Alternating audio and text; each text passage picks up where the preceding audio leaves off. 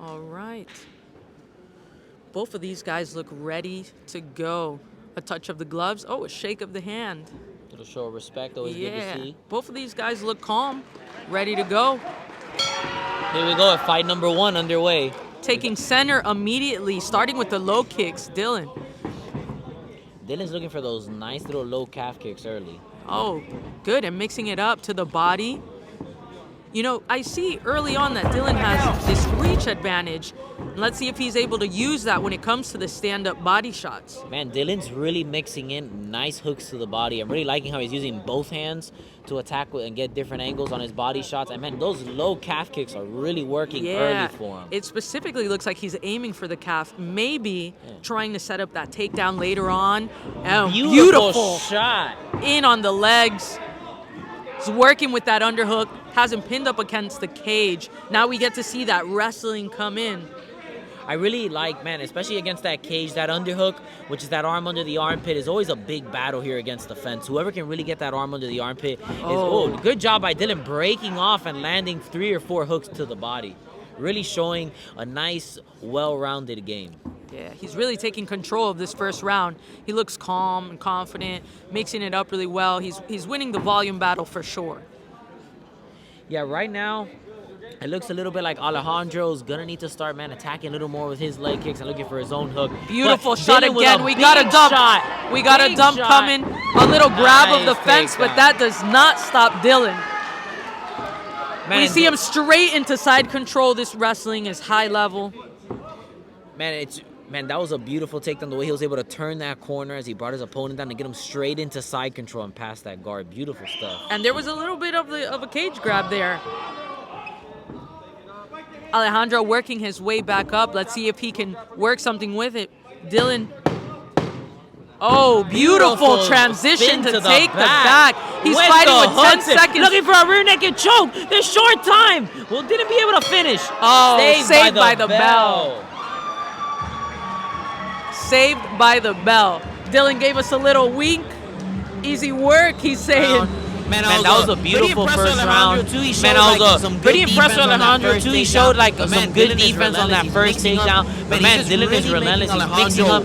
Man, he's just really making Alejandro think about so many different things. He's landing that calf kick, landing hooks to the body, mixing in those takedowns. And man, when you're in a fight and you have a guy throwing so many different weapons at you, it makes it really hard to be able to keep up. And that's right now I just feel like Alejandro's one step behind Dylan. Alejandro definitely has his hands full tonight with a fighter like Dylan in front of him.